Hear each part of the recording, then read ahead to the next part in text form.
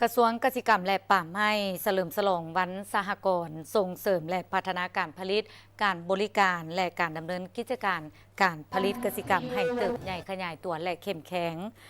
ท่านลิ้นคำดวงสวรรค์รัฐมนตรีกระทรวงเกษตรกรรมและป่าไม้กล่าวในพิธีเปิดการเฉลิมฉลองวันสหกรณ์ว่า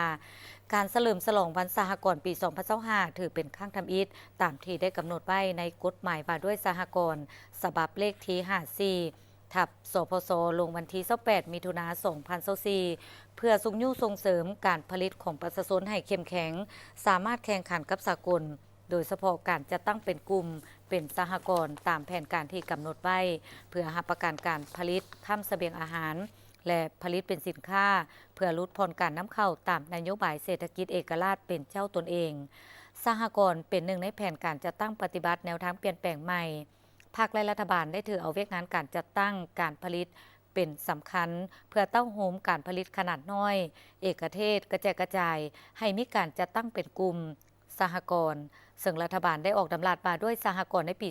2010 และปรับปรุงมาเป็นดำราดมาด้วยกลุ่มและสหกรณ์ในปี 2020 และยกดำราดดังกล่าวขึ้นเป็นกฎหมายว่าด้วยสหกรณ์ฉบับเลขที่54ทับสพสลงวันที่28มิถุนายน2024เป้าหมายมันเพื่อคุ้มครองและติดตามกฎการสหกรณ์ในใส่ส่งเสริมและพัฒนาการผลิตการบริการและการดำเนินกิจการการผลิตกสิกรรมให้เติบใหญ่ขยายตัวและเข้มแข็งรับประกันการแก้ไขความทุกข์ยากยกระดับชีวิตการเป็นอยู่ของประชาชนบรรดาเผ่าให้ดีขึ้นประกอบส่วนเขาในการพัฒนาเศรษฐกิจสังคมของชาติพร้อมเดียวกันนี้ก็ปฏิบัติตามกฎหมายว่าด้วยสหกรณ์ในมาตรา72ที่ได้กำหนดเอาวันที่11พฤษภาคมปี1978เป็นวันสร้างตั้งสหกรณ์ฉะนั้นแขนงการเกษตรกรรมและป่าไม้องค์การปกครองท้องถิ่นองค์การจัดตั้งที่เกี่ยวข้องและสหกรณ์ต่างๆจึงถือเอาวันดังกล่าวพร้อมกันจัดงานเฉลิมฉลองในทุกๆปี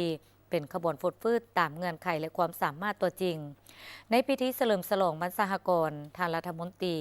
ลินคำดวงสวรรค์ได้ตัดแถบผ้าและหลั่นคล้องพร้อมทั้งเที่ยวสมผลิตภัณฑ์ของกลุ่มสหกรณ์ที่ได้นำเอาผลิตภัณฑ์ของตนเองมาวางแสดงภายในงานโดยจะดำเนินเป็นเวลา2 วันที่สถาบันค้นคว้ากสิกรรมป่าไม้และพัฒนาชนบทนครหลวงเวียงจันทร์